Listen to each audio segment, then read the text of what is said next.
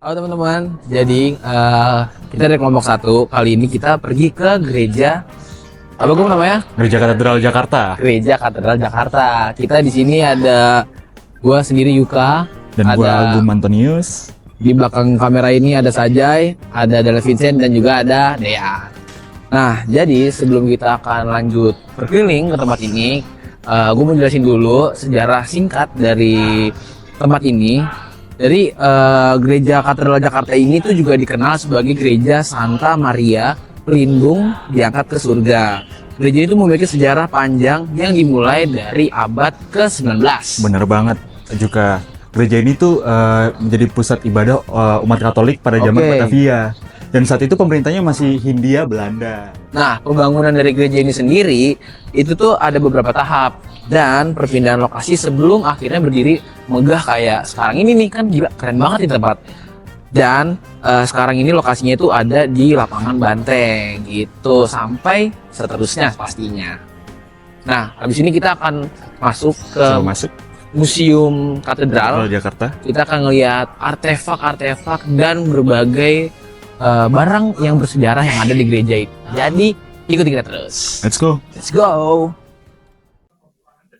Oke teman-teman, jadi kita udah masuk ke dalam museum katedralnya. Kalau misalkan kalian datang ke museum ini adalah salah satu view yang akan kalian lihat ketika kalian masuk. Nah, ketika kalian masuk, ini ada satu dinding di sini, namanya zona panorama sejarah. Dia menjelaskan bagaimana terbentuknya sejarah dari umat Katolik dan juga gereja katedral ini, gitu. Nah, dari perjuangan para misionaris pada tahun 1534 terbentuklah umat Katolik yang pertama. Selama kurang lebih 273 tahun, umat perdana di tanah air kita hidup tanpa gembala dan bantuan dari luar. Bahkan bertahan terhadap tekanan berat penjajahan pemerintahan VOC.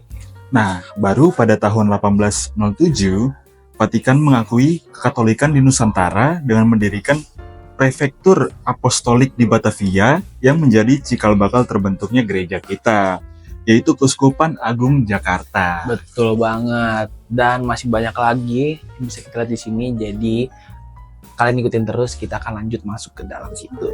Nah, teman-teman, di sini kita bisa melihat ada sebuah manekuin dari Misionaris.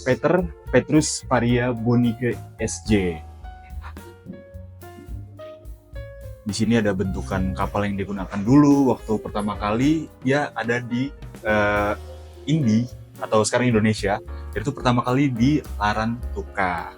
Yes, benar banget. Nah, Peter ini dia tuh adalah salah satu misionaris yang datang ke Hindia Belanda. Dia wafat tenggelam di Selat Lewatobi dekat Larantuka pada 1 Juli 1889 gitu.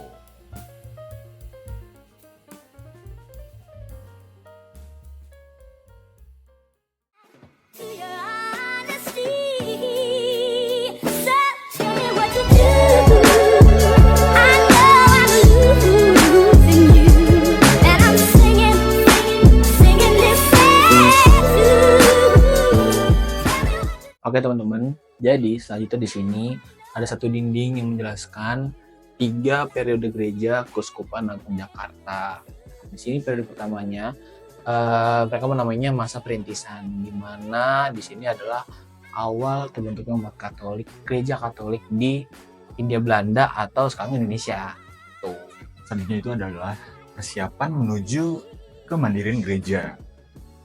Dengan status ini, gereja Katolik di Hindia Belanda atau sekarang Nusantara pada saat itu dianggap lebih berkembang sebagai suatu wilayah misi untuk kelak menuju gereja yang mandiri. Betul. Nah, untuk fase yang terakhir, gereja lokal yang mandiri inilah gereja umat Allah yang mandiri berada di wilayah Jakarta, Tangerang, dan Bekasi. Keuskupan juga disebut gereja partikular dalam relasi dengan gereja semesta yang dipimpin Paus. Nah, kita sekarang berada di fase yang ini, periode ketiga, yaitu gereja lokal yang mandiri. Gitu.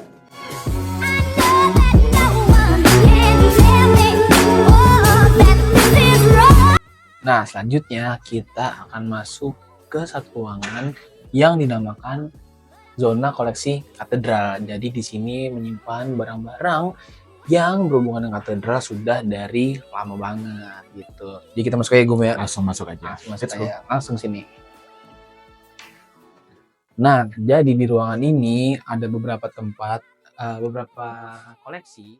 Nah, ini ada satu dinding yang menjelaskan awal mula gereja katedral. Dari tahun berapa nih Gum mulainya Gum? Yang pertama dari 1808, lalu 1810 hingga ada sebuah kejadian di 1890, teman-teman. Jadi 3 hari setelah Paskah pada pukul 10.45, atap gereja katedral ini sempat runtuh. Sejak itu kandang kereta kuda uskup di belakang pastoran menjadi katedral darurat yang digunakan selama 10 tahun.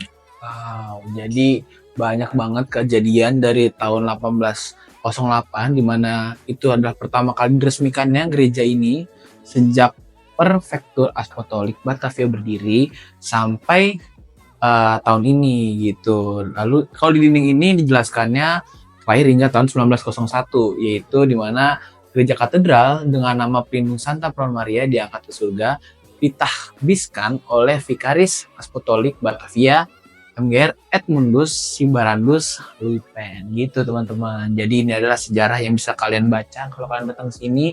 Kalau kalian penasaran gimana sih awalnya berdirinya gereja ini, nah dijelasinnya di sini teman-teman gitu. Setelah ini kita akan lanjut ke lantai 2.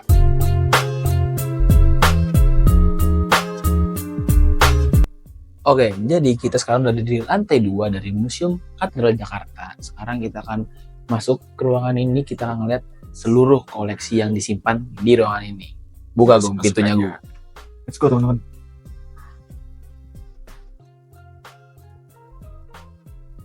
Nah, ketika kalian masuk ke sini, kalian akan melihat satu ruangan yang sangat luas ini. Di sini ada berbagai macam jenis barang yang dikoleksi oleh Museum Katedral Jakarta. Di sini juga ada foto dari Paus Fransiskus.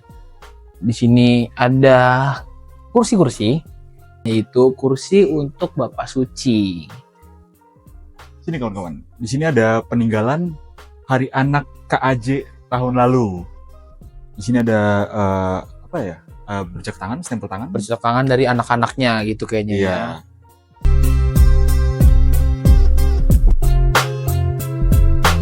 Kalau kalian masuk di bagian ini, kalian akan melihat patung Bunda Maria yang diresmikan sebagai patung Bunda Maria segala suku. Jadi pada tahun 2018 patung ini wujud ini itulah diresmikan sebagai patokan dari wajah dan bentuk Bunda Maria di segala suku di Indonesia gitu. Di sini ada miniatur replika dari katedral yang dibuat dari tangan orang langsung gitu. Nah, kalau misalkan kalian masuk ke bagian ini, di sini sama seperti tadi banyak macam barang-barang dari peninggalan abad sebelumnya di gereja katedral.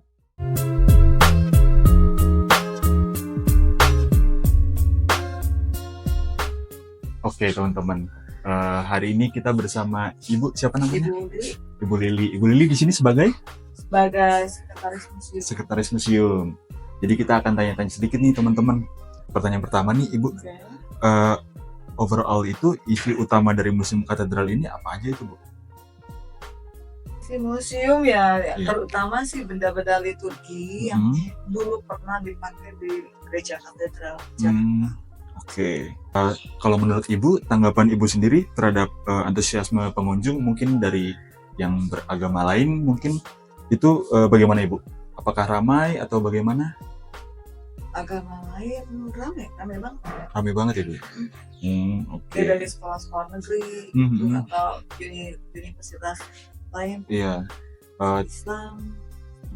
Tadi juga kita di depan sempat melihat ada beberapa orang yang menggunakan gamis dari habis masuk dari iya. Oke, selanjutnya kenapa sih Ibu menurut Ibu ini generasi muda itu penting untuk mengenal dan juga menjaga Museum Katedral ini? Menurut saya ya penting karena di sini kan berisi tentang sejarah Jadi kan biar anak generasi muda sekarang itu bisa melihat-lihat sejarah. Karena kalau nggak ada sejarah kan aneh. Jadi teman-teman, wawancara dengan Ibu Lili mungkin bakal kita lanjut di sesi selanjutnya.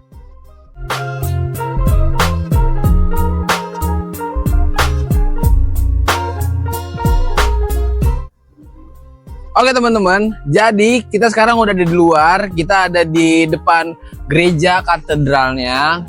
Sebenarnya kita pengen ngajak kalian masuk ke dalam sana buat lihat, cuman sayangnya lagi ada ibadah pernikahan hari ini.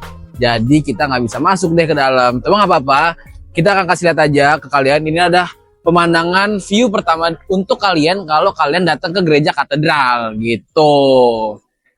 Mungkin perjalanan kita hari ini kita usai sampai sini kali ya Gum ya. Aja. Yang bisa kita ambil pelajarannya dari kita datang ke katedral ini adalah kita sebagai umat beriman, apapun iman kalian yang kalian percaya, kalian datang itu tidak ada masalahnya karena toleransi di agama itu penting banget teman-teman. Dan berhubung tadi kita datang ada museum, kita juga harus menjaga kelestarian dari museum itu. Benar banget. Dan barang-barangnya jangan sampai dirusak kalau kalian kesini ya ngasih Gum karena Iya. bagus-bagus banget tadi barang-barangnya gue lihat di dalam tadi. Barang-barangnya juga dari tahun 1807, bro. 1807, nyokap gue belum lahir itu. Sama, gue masih angan-angan kayak gue. Lu bukan lahir loh? Belum dong. Belum ya. Oke teman-teman, semoga ini bisa menginformasikan kalian banyak hal penting dan mengedukasi kalian dan semoga menghibur kalian. Sampai ketemu lagi di video berikutnya. Dadah.